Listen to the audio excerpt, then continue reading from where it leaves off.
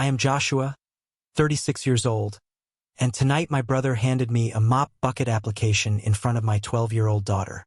Before I tell you about the moment I shattered his entire world and watched his face turn the color of ash, let me know where you are watching from in the comments. I love seeing how far these stories travel. It started like every other Sunday dinner at my parents' house in the suburbs of Chicago. A ritual of humiliation disguised as family bonding. I pulled my 10-year-old Honda Civic up to the curb, parking 3 houses down. I did this partly because the starter motor makes a grinding noise that sounds like a dying cat, but mostly because I didn't want my car seen next to Caleb's brand new leased BMW X5. My daughter, Lily, unbuckled her seatbelt. She looked at me with those big, intelligent eyes that notice way too much for a 12-year-old. She reached over and squeezed my hand. Her hands were small, but her grip was strong. Distinct smell of pot roast and judgment hit me the second I opened the front door. My mother, Susan, was in the kitchen. She didn't turn around when we walked in. She just shouted over the noise of the oven fan. "Wipe your feet, Joshua. We just had the carpets professionally cleaned. Caleb paid for it." "Hi, Mom. Good to see you too," I said, my voice flat. I wiped my boots on the mat until I was sure not a speck of dust remained. It wouldn't matter. I was the dirt they couldn't scrub out. We moved into the dining room. My father, Robert, was sitting at the head of the table, nursing a scotch. He didn't offer me one. He barely looked up from his tablet. But when Caleb walked in from the patio, the whole room seemed to brighten. Caleb is 4 years older than me. He's the golden boy. He works as a supply chain manager for Apex Parts, a massive distribution company. To my parents, he is the second coming of Elon Musk. To me, he's the guy who used to steal money from Mom's purse and blame it on me. "Josh!" Caleb boomed, slapping me on the back hard enough to sting. "Glad you made it. I wasn't sure if that heap of junk you drive would survive the trip." "It runs fine, Caleb," I said, pulling out a chair for Lily. "Runs fine? It sounds like a lawnmower having a panic attack." Caleb laughed. My parents joined in, a chorus of chuckles that felt like sandpaper on my skin. We sat down. The table was set with the good china, the plates we were never allowed to touch as kids. Clearly, this dinner was a celebration for Caleb. It always was. So, my father started, slicing into the roast beef. "Caleb tells us he's in line for another promotion. Director of Operations." "It's practically a done deal, Dad," Caleb said, winking at his wife, Elena. Elena smirked, taking a sip of red wine. She looked at me with pity, the kind of look you give a stray dog you have no intention of feeding. "The current director is retiring next month. The CEO, Mr. Sterling, practically told me the office is mine." "That's incredible, son." My mother beamed. She looked at him with the adoration she had never, not once, directed at me. "You've worked so hard. You deserve every penny of that salary." "It's a significant bump," Caleb said, feigning modesty.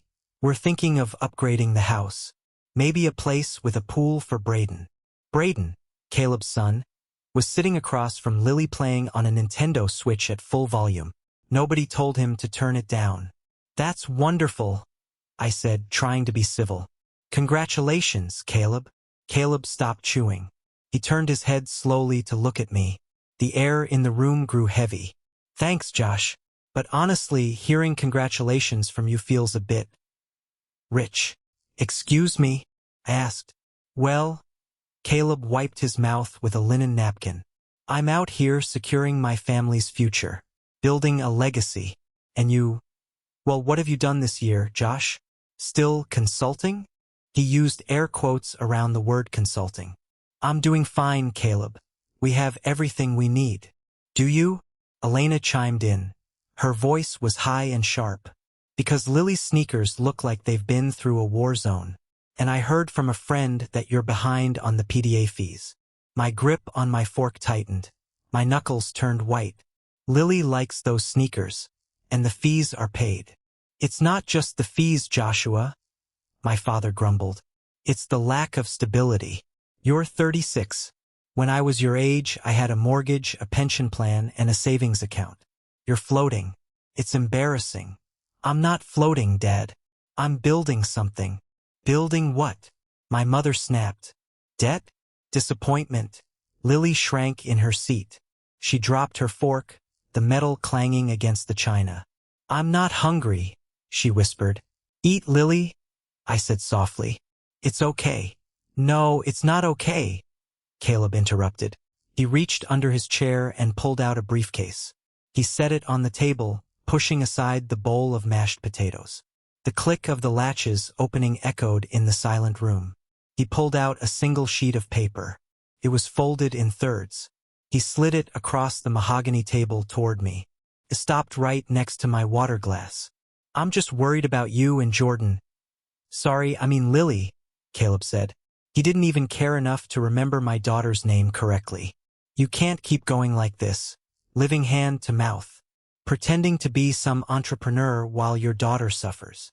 I looked down at the paper.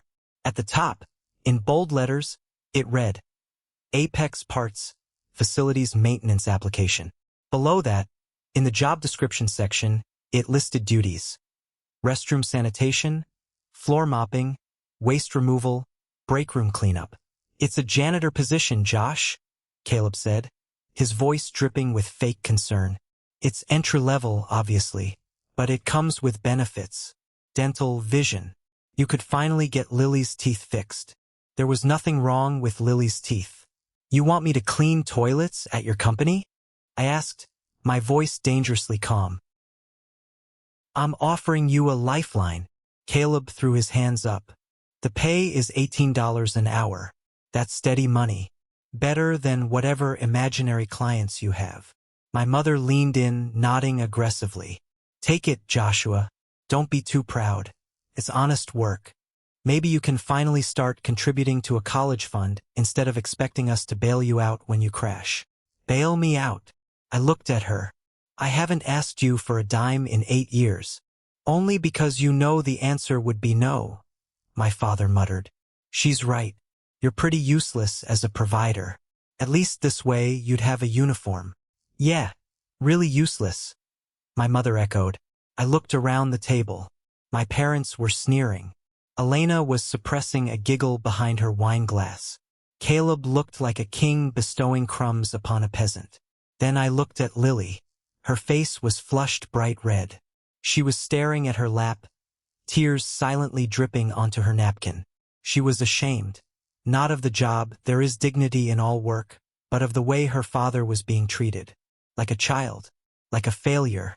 That was it. That was the moment something snapped inside me. But it wasn't a snap of rage. It was a snap of clarity. I picked up the paper. The texture was cheap, standard copy paper. I folded it neatly back into thirds, taking my time. I smoothed the crease with my thumb. I looked Caleb dead in the eyes. Thanks, Tim, I said, using the childhood nickname he hated. I'll pass this along to my assistant. Someone you probably know pretty well. The room went completely still. The clinking of silverware stopped. Even the hum of the refrigerator seemed to die down. Caleb's smile vanished. His eyebrows furrowed. Assistant? What assistant? You can't even afford a car wash, let alone an assistant. Oh, I have an assistant, I said, taking a sip of water. And a lawyer. And a driver. But we'll get to that. What do you mean? Caleb yelled, his face flushing. Stop playing games, Joshua. Take the damn job. I don't need the job, Caleb, I said, my voice dropping an octave, becoming cold and hard like steel. But I think you might need one soon. To understand why I didn't flip the table right then and there, you have to understand the history. You have to understand the cold, hard knot of grief and resentment that had been sitting in my stomach for 8 years. Growing up, it was always Caleb. Caleb the football star. Caleb the honor student.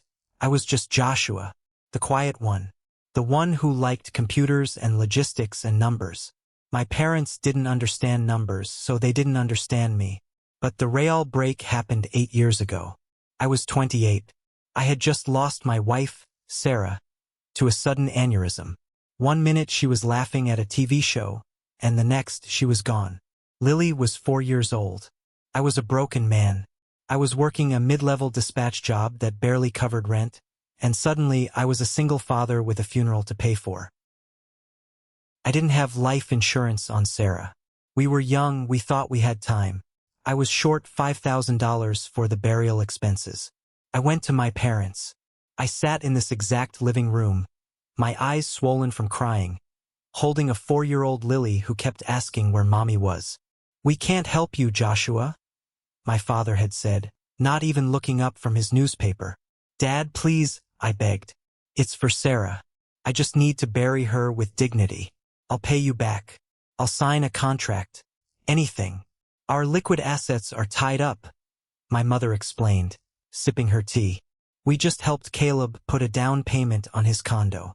We can't extend ourselves any further. Caleb makes 3 times what I make." I cried out. "He doesn't need help. I need to bury my wife." "Lower your voice," my father snapped. "Financial irresponsibility is not our problem to solve. Maybe if you had worked harder, you'd have savings. Ask the state for help. They have programs for people like you, people like me, the poor, the failures." I left that day and never asked them for another cent. I sold my car. I sold my wedding ring. I took out predatory loans. I buried my wife, and I promised Lily that night, as she slept in a bed we might lose, that I would never, ever be helpless again. That anger became my fuel. I didn't sleep for 3 years. I worked my dispatch job during the day, and at night I taught myself everything there was to know about global logistics and supply chain algorithms. I saw inefficiencies that big companies like Apex Parts were too bloated to notice. I started a small consulting firm from my kitchen table. I called it Titanium Logistics. For the first 2 years, it was just me and a laptop. I ate ramen so Lily could have fresh fruit. I wore clothes from Goodwill so Lily could have new school uniforms. Then I landed a contract with a mid-sized shipping firm. My algorithm saved them $2 million in 6 months. Word got out. Then came the crypto boom. I wasn't a gambler, but I understood patterns. I took my first big commission check, $50,000, and invested it in a specific blockchain project I had been researching. 3 months later, that $50,000 turned into $4 million. Most people would have bought a Ferrari. I didn't. I reinvested 90% of it back into Titanium Logistics. I bought warehouses. I bought trucks. I hired the best minds in the industry. By the time I was 35, Titanium Logistics was a ghost giant. We didn't have a flashy headquarters. We were the back-end infrastructure for half the e-commerce shipping in the Midwest. My personal net worth had crossed into the 8 figures, but I kept it a secret, especially from my family. Why? Because I knew them. I knew if they found out, the people like you comments would stop, and the hands would come out. They would want loans. They would want investments. They would try to take credit for my success. I wanted to know if they could ever love me without the money. I wanted to see if they would ever treat me with respect just because I was their son, not because I was a bank. For 8 years, I drove that beat-up Honda. I wore jeans and flannel shirts. I let them believe I was scraping by as a freelancer. And for 8 years, they treated me like dirt. Which brings us back to the dinner table. While Caleb was glaring at me, my phone buzzed in my pocket. I knew who it was without looking. It was Mason, my attorney and the only person outside of my company who knew the full extent of my wealth. I slid my phone out under the table. Message from Mason. "The ink is dry. The acquisition is official as of 5 p.m. today. You now own 51% of Apex Parts. Do you want to issue the press release?" I stared at the screen. The timing was almost poetic. Apex Parts. Caleb's company. The company where he was a mid-level manager acting like a god. The company where he just tried to hire me as a janitor. I had been buying up stock for 6 months. Not out of revenge, originally. Apex was a good company with terrible leadership. It was a smart investment. But as Caleb's arrogance grew over the months, the purchase became personal. I typed back, "Hold the press release. I'm going to deliver the news in person." I looked up. Caleb was still ranting. "You think you're too good to clean floors, Josh? That's your problem. No humility. You think the world owes you a living because your wife died. The room went cold. Even my mother looked shocked. Caleb, she whispered. That's a bit much. No, it's the truth. Caleb slammed his hand on the table. He plays the victim card. Oh, poor me. I'm a widower. It's been 8 years. Get over it and get a job. That was the second snap. The final one. I looked at Lily. She was crying openly now, shaking. I put my hand on her shoulder. It's okay, baby. We're leaving soon. Not until you take that application, my father said, pointing a shaking finger at me. I will not have a son of mine living on welfare while his brother offers him a career. I don't live on welfare, Dad, I said, my voice rising. And Caleb isn't offering me a career. He's offering me a humiliation. Same difference to a beggar, Elena laughed. I stood up. I didn't rush. I stood up slowly, straightening my flannel shirt. I looked at the man I had called brother for 36 years. I looked at the parents who had abandoned me in my darkest hour. You're right, Caleb, I said. I do need to get over it. I need to get over the idea that you people are my family. Sit down, Joshua, my father barked. No, I said. I think I'll stand. And Caleb, about that assistant I mentioned? His name is Adrian. He used to be the VP of logistics at Amazon. I hired him last year. He handles my schedule now. Caleb scoffed. You hired a VP from Amazon? With what money? Did you find a winning lottery ticket in the gutter? No, I smiled. It wasn't a nice smile. I hired him with the profits from my company. Titanium Logistics. Caleb froze. The name registered.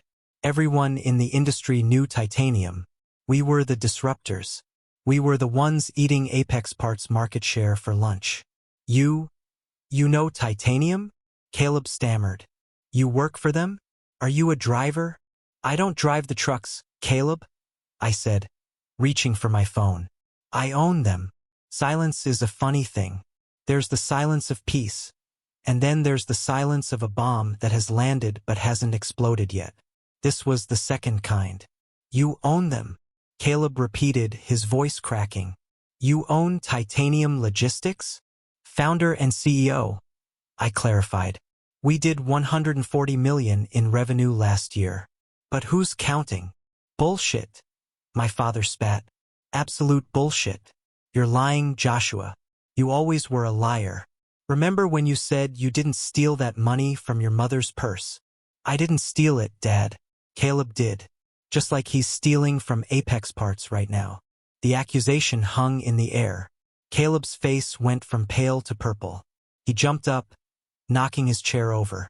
You little punk. You come into my house, disrespect my job, lie about being a millionaire, and now you accuse me of theft. He lunged for me.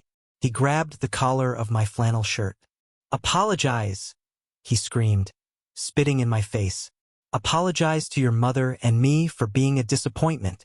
And take that damn job application. Get your hands off me, I said calmly. Or what? You'll cry. Caleb shook me. Hey, Lily screamed. She jumped up and shoved Caleb. She was 12 and he was a grown man, but she shoved him with everything she had. Leave my dad alone. Caleb stumbled back, shocked. Then he turned on her. You little brat. No wonder you have no manners. Raising yourself while your dad plays pretend. My mother stood up. Lily, sit down and be quiet. This is adult talk. No, Lily yelled back, tears streaming down her face but her chin held high. You're all mean. You're terrible people. My dad is the best person I know. He works harder than all of you. He buys people groceries when they can't pay. He donates to the shelter. You don't know anything about him. He's a loser, honey, Elena sneered. And he's teaching you to be a loser too. That was it. The beast was out of the cage. I didn't punch Caleb. I wanted to. God, I wanted to shatter his jaw. But I had something much more painful in mind. I pulled his hands off my collar. I brushed myself off. You want proof? I asked. You want to see what I've been doing while you were building a legacy? I held up my phone. Dad, Turn on the TV.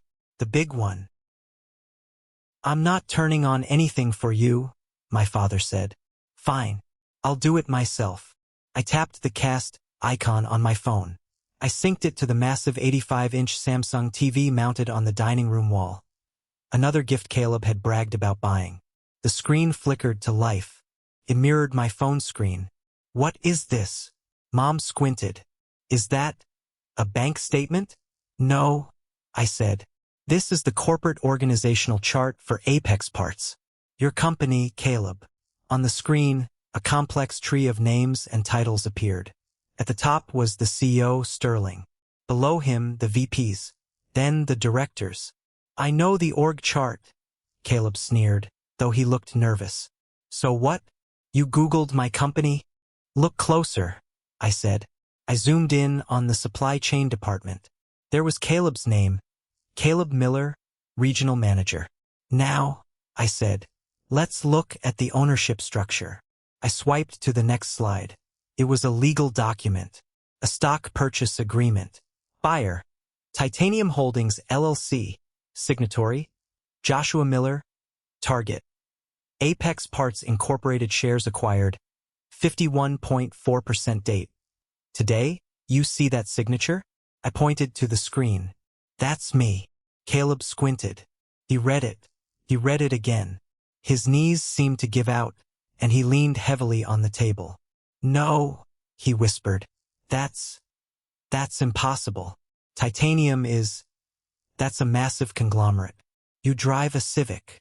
I drive a Civic because I don't need a BMW to prove I'm a man, I said. And yes, I bought the majority stake in Apex Parts this morning. Which means, Caleb, as of 5 hours ago, I am your boss's boss. This is a prank, Elena said, her voice trembling. He photoshopped it. Look at him. Look at his shoes. He's broke. Am I? I tapped my phone again. Let's check your work email, Caleb. Since I own the servers now, I have admin access. You can't do that. That's illegal, Caleb shrieked. He lunged for the remote to turn off the TV, but I blocked him. It's not illegal. It's a company audit, I said, cold as ice. I pulled up a folder labeled Invoices Vendor B. You've been routing shipping contracts to a shell company called Rapid Route, haven't you, Caleb? I asked, charging Apex 20% above market rate and pocketing the difference. I've been tracking the discrepancies for months. I just didn't know it was you until I bought the place. The screen showed a series of emails between Caleb and a dummy account, discussing how to hide the kickbacks. That's not what it looks like, Caleb stammered. Sweat was pouring down his forehead now. My father stood up, his face gray. Caleb? What is this? You said you were being promoted for performance. I am, Caleb yelled. Joshua is hacking me. He's faking it. I'm not hacking you, Caleb. I'm firing you. The words hung there. I'm firing you. You can't fire me, Caleb laughed nervously. Mr. Sterling loves me. He won't let you. Mr. Sterling works for me now, I said. And speaking of Sterling, my phone rang. The caller ID on the big screen flashed. Warren Sterling, CEO. I looked at Caleb. You want to answer that? Or should I? The ringing of the phone was deafening in the silent dining room. Ring, ring, ring. Caleb looked at the screen like it was a rattlesnake. He didn't move. Answer it, Caleb, I said softly. Tell him about the janitor job. Maybe he needs one too. Caleb's hand shook as he reached for his own phone. But my phone was the one connected to the system. I swiped accept and put it on speaker. Joshua. Sterling's voice boomed through the expensive surround sound speakers Caleb had installed. Joshua, are you there? I've been trying to reach you all afternoon. The board is in a panic. My parents looked at the speakers, then at me, then back at the speakers. Their world was tilting on its axis. The voice of the CEO, the man Caleb spoke of like a deity, was calling their useless son by his first name, and he sounded scared. I'm here, Warren, I said, leaning back against the sideboard. I'm having dinner with one of your employees, Caleb Miller. You know him? There was a pause on the line. A long, uncomfortable pause. Caleb Miller. Sterling hesitated. Regional supply chain? Yes. Is everything all right? I know he's your brother, Joshua, but looking at these audit reports you sent over, it's not good. No, it's not, I said, keeping my eyes locked on Caleb. Caleb was shaking his head frantically, mouthing the word no. Warren. Caleb just offered me a job in facilities maintenance. Apparently, he thinks I have a knack for cleaning up messes. I don't understand, Sterling stammered.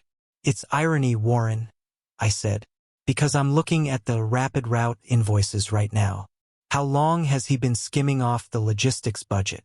2 years? 3. We estimate 3 years, Sterling said. His voice was professional now, cold. We're talking about $300,000 in fraudulent markups. Joshua, we were going to bring legal into this on Monday, but since your family, treat him like any other employee who stole from the company. I cut in.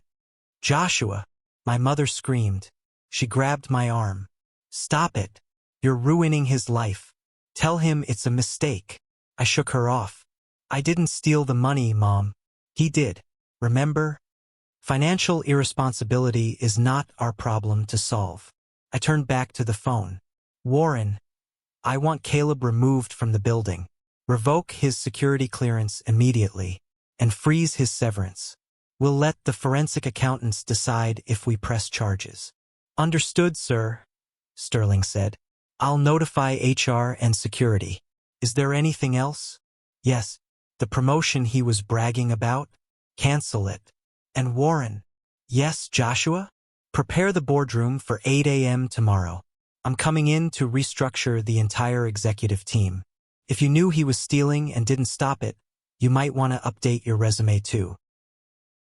I had suspicions, but 8 a.m. Warren.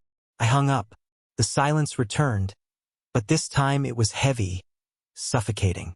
It was the sound of an empire collapsing. Caleb slumped into his chair. He put his head in his hands. Elena was sobbing quietly. You bastard, Caleb whispered. You planned this. You waited until tonight to humiliate me. I didn't plan anything, Caleb, I said. I was going to wait. I was going to give you a chance to come clean, maybe let you resign with dignity in a few months. I was going to protect you, because despite everything, you're my brother. I picked up the janitor application from the table and held it up. But then you gave me this. You wanted to shame me in front of my daughter. You wanted to make yourself feel big by making me look small. You did this to yourself. He has children, Joshua, my father yelled. He has a mortgage. How is he going to pay for this house? For Braden's school. Maybe he can get a job as a janitor, I suggested. I hear Apex is hiring. Benefits are great. Dental is included. You are heartless, my mother cried. We are your family. How can you destroy us like this? Destroy you? I laughed. A bitter, hollow sound. Mom, you watched me drown for 8 years. You watched your granddaughter wear thrift store clothes and never once offered to buy her a warm coat. You called me useless an hour ago. You don't care about me. You only care about the money. Well, now I have the money. Does that mean you love me now? She opened her mouth to speak, but no words came out. The truth was written all over her face. Yes, if they had known, they would have loved me. And that was the tragedy. The atmosphere in the room was toxic. I needed to get out. I needed fresh air. Come on, Lily, I said, extending my hand to my daughter. We're leaving. Lily stood up. She looked at her grandparents, then at her Uncle Caleb, who was now weeping softly into the tablecloth. She didn't say goodbye. She just took my hand. Wait. Caleb stood up, stumbling. Josh, please, don't do this. I'll apologize. I'm sorry. Okay. I'm sorry I was a jerk. Just don't fire me. Please. I have debts. The car, the house. I'm leveraged to the hilt. You should have thought about that before you stole from my company. I said. Dad, do something. Caleb screamed at our father. Robert stood in front of me. blocking the exit to the dining room. "You are not leaving until you fix this. You will call this Sterling man back and tell him to reinstate your brother." "Move, Dad," I warned. "Or what? You'll hit me?" "No," I said. "I'll just buy the bank that holds your mortgage and foreclose on this house too." It was a bluff, mostly, but fear flashed in his eyes. He stepped aside. We walked to the front door. The entire family followed us, a pathetic procession of regret. As I opened the front door, light flooded the entryway. But it wasn't the street lights. It was the high-intensity LED headlights of a car parked right in front of the driveway, blocking Caleb's BMW. It wasn't my Honda. It was a Rolls-Royce Phantom. Black, sleek, massive. The spirit of ecstasy ornament on the hood gleamed in the night. My parents stopped dead in the doorway. Caleb wiped his eyes and squinted. "Whose car is that?" Elena whispered. The driver's door opened. A man in an immaculate suit stepped out. It was Jonathan, my head of security and personal driver. He wasn't just a driver. He was an ex-Navy SEAL who had been with me since the early days of Titanium. He walked up the driveway, ignoring my family, and stopped in front of me. He nodded respectfully. "Good evening, Mr. Miller," Jonathan said deeply. "Adrian sent me. He thought the Honda might be unreliable for the ride home. And the jet is fueled and ready for the Dubai meeting tomorrow." "The jet?" my mother whispered. "You have a jet?" "Thanks, Jonathan," I said. "The Honda is parked down the street. Have someone pick it up and donate it to charity." "Consider it done, sir," Jonathan said. He walked over to the rear passenger door of the Rolls-Royce and opened it with a white-gloved hand. I looked back at my family one last time. They were huddled on the porch, bathed in the glow of the porch light and the headlights of a $500,000 car. They looked small. They looked ordinary. "Joshua?" My mother stepped forward, her voice trembling with a sickly sweet tone I hadn't heard in decades. "Joshua, baby, please, don't leave like this. We can talk. We can work this out. We're a family. We can help you manage all this responsibility." "Manage?" I chuckled. "Mom, I've managed a global logistics empire while raising a daughter alone for 8 years. I think I'm good." "But we missed you," she cried, tears streaming down her face. Tears for the lost access to wealth, not for me. "We want to be part of Lily's life. She needs her grandmother." I looked down at Lily. "Do you want to stay, Lil?" Lily looked at the woman who had slapped her hand an hour ago. She looked at the uncle who had called her father a loser. "No, Dad," she said firmly. "I want to go home." "You heard her," I said. "Joshua, please." Caleb ran down the steps, grabbing my sleeve. "I'll do anything. I'll work as the janitor. I swear. Just don't cut me off. Don't let me lose everything." I pulled my arm away. "You have a resume, Caleb?" I said coldly. "Submit it online. We'll keep it on file." I guided Lily into the plush leather back seat of the Rolls-Royce. The interior smelled of expensive leather and peace. I climbed in beside her. Jonathan closed the door. The sound was a solid, heavy thud that shut out the world. Through the tinted glass, I saw my parents and Caleb screaming, banging on the air, mouthing words I couldn't hear and didn't want to hear. "To the airport, sir?" Jonathan asked from the front seat. "No, Jonathan," I said, putting my arm around my daughter. "Take us to get some ice cream, then home." "Very good, sir." As the car glided away, smooth as silk, I watched my childhood home disappear in the rearview mirror. I saw my father slump against the doorframe. I saw my mother crying into her hands. I saw Caleb kicking the tire of his leased BMW. And for the first time in 36 years, I felt absolutely nothing for them. No anger, no sadness, just a profound, quiet relief. This is the moment that changed everything, when I finally took back control of my life. Thank you for being patient and sticking with me this far. You guys are amazing. Please help me out by liking this video and commenting the number 1 below so I know you're riding with me. It not only helps more people find this story, but it tells me that my experience actually means something to you. Your support is the biggest motivation for me to share the rest of this journey. The inside of a Rolls-Royce is quieter than a library. It's designed that way to insulate you from the noise of the outside world. As we pulled away from the curb, Lily leaned her head on my shoulder. "Dad?" she asked softly. "Yeah, honey? Are we really rich?" I sighed. I had wanted to tell her differently. Maybe when she was 18. Maybe slowly. Not like this. "Yes, Lily. We are." "Like, buy a pony rich?" she asked, a small smile playing on her lips. "Like buy the stable rich," I admitted. "But listen to me." I turned to face her. "This changes nothing about who we are. We are still the same team. We still value hard work. We still treat people with respect. Money is just a tool, Lily. It's not who you are. Do you understand? Look at your Uncle Caleb. He thought money made him better than everyone. And look where he is now." "He's crying on the porch," Lily said.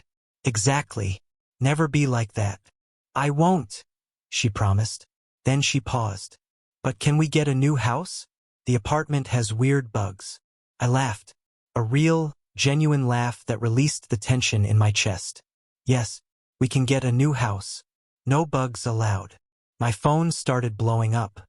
Text messages. Calls. "Mom, Joshua, please answer. We love you. Dad, you can't do this to your brother. It's unchristian. Caleb, Josh, I'm sorry. I'm so sorry. Please call Sterling back. Elena is going to leave me. Elena. Hey Josh. Just wanted to say I always knew you were special. Ignore Caleb, he's an idiot. Let's grab lunch." I read them out loud to Lily. We laughed at the audacity. Elena trying to switch sides 5 minutes after calling me a loser was the cherry on top. "What are you going to do?" Lily asked. "I'm going to do what I should have done 8 years ago," I said. I opened my phone settings. I went to contacts. I selected Mom. Block contact. I selected Dad. Block contact. I selected Caleb. Block contact. I selected Elena. Block contact. "Jonathan," I said to the front. "Yes, sir? I need you to change my number tomorrow and hire a private security detail for Lily's school. I don't want any relatives trying to pick her up." "Already arranged, sir. 2 agents will be stationed at the school starting Monday morning." We stopped at a Dairy Queen. It was absurd, a $500,000 car in the drive-thru of a Dairy Queen. People were staring, taking pictures. I didn't care. I bought Lily a large Blizzard with extra Oreos. I got one for myself. We sat in the parking lot, eating ice cream in the back of the most luxurious car in the world, watching the traffic go by. "Dad." "Yeah. Did you really buy Uncle Caleb's company?" "I did." "Are you really going to fire him?" I thought about it. I thought about the mercy my mother talked about. I thought about family. Then I thought about the janitor application. I thought about the way he made Lily cry. "I'm not just going to fire him, Lily," I said. "I'm going to make sure he understands what it feels like to be powerless." The next morning, the sun rose, but for Caleb, it was the beginning of a long, dark winter. I arrived at Apex Parts at 7:45 a.m. I wasn't wearing my flannel. I was wearing a bespoke Tom Ford suit. I walked through the lobby. The security guards, who had been briefed, snapped to attention. "Good morning, Mr. Miller," they said. I took the elevator to the top floor, the executive suite. Sterling was waiting for me in the boardroom. He looked like he hadn't slept. The entire executive team was there, looking terrified. "Gentlemen," I said, taking the seat at the head of the table, "let's get to work." At 9 a.m., Caleb's keycard didn't work. At 9:05 a.m., security escorted him to his desk with a cardboard box. At 9:15 a.m., the entire floor watched as he packed his personal belongings. He tried to make a scene. He screamed that his brother owned the company. "Yes, he does," the security guard, a man Caleb had likely ignored for 10 years, said calmly. "And his strict orders were that you are trespassing. You have 5 minutes." I watched it all on the security feed from my office. It wasn't joy I felt. It was justice. I picked up the phone and called my lawyer, Mason. Mason, initiate the foreclosure proceedings on the properties linked to the Miller family trust. If they missed a single payment, take the house. Joshua, Mason warned, that's aggressive. That's your parents' home. They told me to ask the state for help, I said, spinning in my leather chair. I'm sure the state has housing programs for people like them. I hung up. The cord was cut. The bridge was burned. And as I looked out over the city skyline, I finally felt free. Time is a funny thing. When you're suffering, a single day feels like a decade. But when you're finally free, when you're winning, a year blinks by in a heartbeat. It has been exactly 12 months since I walked out of my parents' house and left them standing in the exhaust fumes of my Rolls-Royce. 12 months since I bought Apex parts and fired my own brother. And let me tell you, a lot can change in a year. I was standing on the balcony of my new penthouse in downtown Chicago. The wind off the lake was cold, but I didn't feel it. I was wearing a cashmere sweater that cost more than my old Honda Civic. Behind me, the floor-to-ceiling glass doors were open, letting in the sounds of a party. It was Lily's 13th birthday. But it wasn't just a birthday, it was a coronation. Inside, Lily was laughing. She was surrounded by friends, real friends, not the children of my parents' country club associates who used to look down on her. She was wearing a dress she picked out herself, looking confident, happy, and light. That heaviness she used to carry, the shame of being the poor cousin, it was gone, vaporized. Adrian, my assistant and former Amazon VP, walked onto the balcony holding a tablet. Sorry to interrupt the party, boss, Adrian said, handing me a glass of aged bourbon. But Mason just sent over the final dossier you asked for. The 1-year review, as he calls it. I took the drink. Is it done? It's done, Adrian nodded. Do you want to hear the highlights? Or do you want to read the grim details yourself? Read it to me, I said, looking out at the city lights. I want to hear it out loud. This brings us to the karma. You see, when I cut my family off, I didn't just stop giving them money. I stopped giving them my silence. I stopped protecting them from the consequences of their own stupidity. Let's start with Caleb, Adrian said, scrolling down. After security escorted him out of Apex Parts that morning, he tried to play the victim. He went to 3 different competitors looking for a director-level position. He walked in cocky, thinking his experience at Apex made him a hot commodity. And I took a sip. And nobody would touch him, Adrian smirked. Word travels fast in logistics. They knew he was fired for financial irregularities. You didn't even have to sue him, Joshua. The industry blacklisted him. He's radioactive. I remembered the look on Caleb's face when he handed me that janitor application. Get a steady job, he had said. So, where is he working? I asked. Well, after 6 months of unemployment, the bills started piling up. The lease on the BMW was terminated. The bank repossessed it. He's currently working as a shift supervisor at a big-box hardware store in the suburbs. He makes $22 an hour. I let out a short, dark laugh. $4 more than the janitor job he offered me. Good for him. It gets worse, Adrian continued. Elena filed for divorce 3 months ago. Turns out, her love for Caleb was directly tied to his paycheck. She took full custody of Braden. She cited financial instability and emotional volatility in the court papers. Caleb is living in a studio apartment above a garage. He sees his son every other weekend, if he can afford the gas money. I felt a twinge in my chest. Not regret, pity. It was pathetic. Caleb had built his entire identity on being the golden boy, the success story. Strip away the money, and he was nothing. A hollow shell of a man stocking shelves and eating frozen dinners alone. And the parents? I asked. This was the part one was dreading, but also the part one needed to know. Adrian swiped to the next page. His face grew serious. Your intuition was right, Joshua. They weren't just helping Caleb with down payments. They were fully funding his lifestyle. They had refinanced their house 3 times in the last 5 years to pay off Caleb's gambling debts and Elena's credit cards. They were drowning in debt, pretending to be rich. I knew it, I whispered. That's why they hated me. I was the mirror showing them their own failure. The foreclosure finalized yesterday, Adrian said softly. The bank took the house. The furniture, the china, the table where they mocked you, all auctioned off to pay creditors.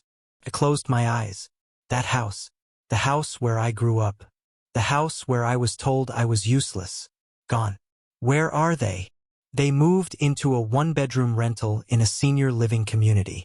It's modest. Mason says your father tried to apply for a loan last week, using your name as a reference. The bank flagged it immediately and denied it. Good. There's one more thing, Adrian hesitated. He reached into his jacket pocket and pulled out a crumpled envelope. This arrived at headquarters this morning. It bypassed the mailroom screening because it was marked personal urgent. It's from your mother. I took the envelope. It smelled like her perfume, a scent that used to mean safety, but now just smelled like manipulation. The handwriting was shaky. I tore it open. My dearest Joshua, I don't know if you'll read this. I know you're angry. You have every right to be. We were wrong. We were so wrong. Your father isn't doing well. The stress of the move. His heart isn't what it used to be. We miss you. We miss Lily. I saw a picture of her in the newspaper at that charity gala you hosted. She looks so beautiful. She looks like you. Joshua, please. We are old.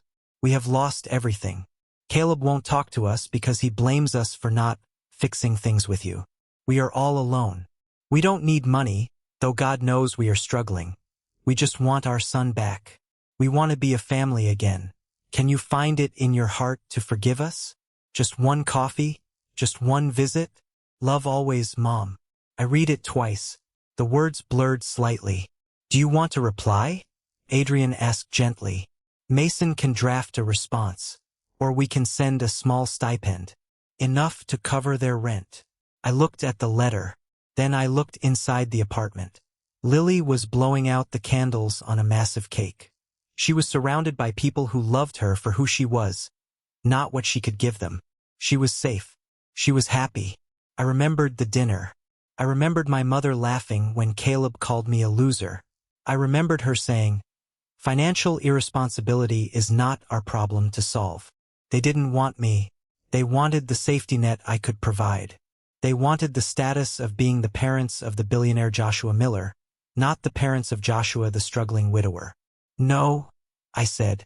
I took a silver lighter from the table, a gift from a business partner in Dubai. I flicked it open. The flame danced in the wind. I held the corner of the letter to the flame. Joshua, Adrian watched me. Are you sure? I'm sure, I said. We watched the paper curl and blacken. The words love always turned into ash and floated away over the Chicago skyline. If I let them back in, Adrian, I bring the poison back in. They made their choice 8 years ago when my wife died. They made their choice again at that dinner table. Consequences don't have an expiration date just because you're sad. I dropped the burning remnants into an ashtray and dusted off my hands. Tell Mason to ensure the foreclosure goes through smoothly. Don't intervene. And tell security that if they show up at the building or at Lily's school, they are to be treated as strangers. Understood, Adrian said. He looked at me with a new level of respect. You're a tough son of a bitch, Joshua. I had to be, I said. They trained me well. I walked back inside, sliding the glass door shut. The noise of the city and the ghosts of my past were locked out. Inside, there was only warmth, music, and the future. I walked over to Lily. She handed me a slice of cake, grinning. Who was that on the balcony, Dad? She asked. Just business, sweetheart. I kissed her forehead. Old business. It's finished now. Good, she said. Come dance with me. You promised. And as I danced with my daughter in a room filled with light, I realized something profound. I wasn't just rich in money. I was rich in peace. And that was something Caleb and my parents would never, ever have. You know, people often ask me, Joshua, don't you feel guilty? They see the headlines. Logistics tycoon estranged from destitute family. They see the paparazzi photos of my parents looking frail, or Caleb scanning groceries. And they judge. They think, he has billions. Why can't he just write them a check? Why can't he just be the bigger man? I used to ask myself that too. In the quiet moments of the night, guilt would try to creep in. It's hard to unprogram 30 years of conditioning. It's hard to stop wanting your mother's love. But then I look at the facts. I didn't ruin Caleb's life. He ruined it by stealing, by being arrogant, by treating people like dirt. I didn't ruin my parents' retirement. They ruined it by funding a lie, by betting on the wrong horse, by valuing appearances over substance. I simply stopped catching them when they fell. 3 years have passed since that dinner. Titanium Logistics is now the largest supply chain firm in North America. I cover magazines. I speak at conferences. But my favorite job is still being a dad. Lily is 15 now. She's brilliant. She's kind. And most importantly, she takes no nonsense from anyone. Last week, we were driving past a park in the new Lamborghini because why not? And we saw a man yelling at a waiter at an outdoor cafe. The man was red-faced, entitled, demanding special treatment. Lily watched him for a second, then shook her head. He acts just like Uncle Caleb used to, she said. He does, I agreed. I feel sorry for him, she said. Why? I asked, surprised. Because he thinks being loud makes him important, she said. He doesn't know that real power is quiet. I smiled. That was it. That was the victory. My daughter had learned the lesson that took me 30 years to figure out. I pulled the car over. I turned to her. Lily, I said, I want you to remember something. We have money now. We have a lot of it. But if tomorrow all of this disappeared, if the cars, the houses, the company all vanished, would we still be okay? She looked at me, confused for a second. Then she smiled. Yeah, Dad, we were okay in the Honda. We'd be okay again. Exactly, because we have each other, and we have our self-respect. Nobody can take that from you unless you hand it to them. I started the engine again. The engine roared, a sound of pure power. We haven't seen my family in 3 years. I heard through the grapevine that Caleb moved to another state, trying to outrun his reputation. My parents are still in that small apartment. I set up a small, anonymous trust that pays for their medical insurance because I'm not a monster, but they will never know it came from me. They think it's a government program. The irony is sweet. I finally stopped waiting for their apology. I realized that an apology from them would be a transaction, not a realization. They would apologize to get access to the bank account, not to my heart. And I don't need false love. I have the real thing. I have a team of employees who respect me because I treat them well. I have friends who knew me when I was broke and stuck by me.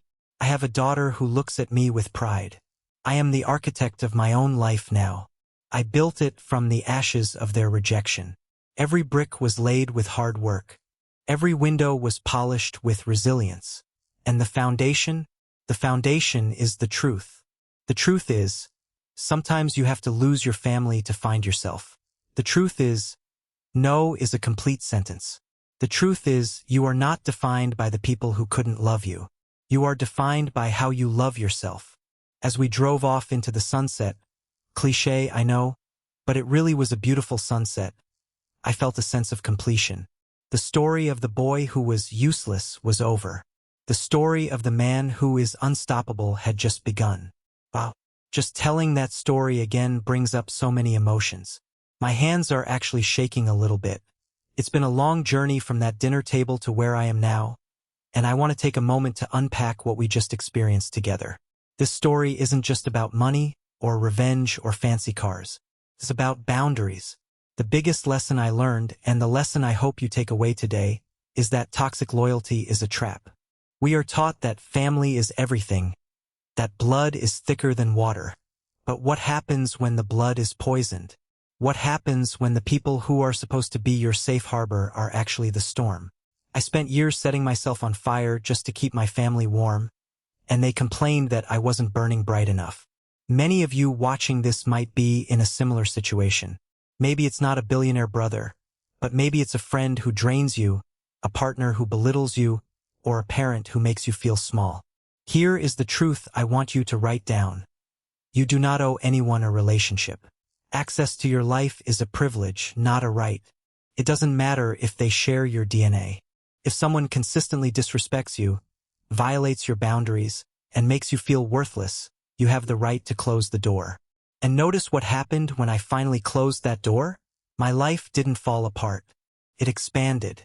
When you remove the people who are weighing you down, you suddenly have the energy to fly.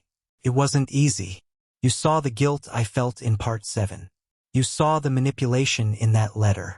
But standing firm, choosing my peace and my daughter's well-being over their ego, was the most loving thing I could do for myself. So, I have a question for you. I really want to hear your thoughts on this because I know this is a heavy topic. What is the janitor application in your life? Is there a situation or a person right now that is handing you a mop bucket, treating you like you're less than you are, and you're just accepting it to keep the peace? Let me know in the comments. Or, if you've ever had to make the hard choice to cut someone off to save yourself, tell me, was it worth it? I read every single comment.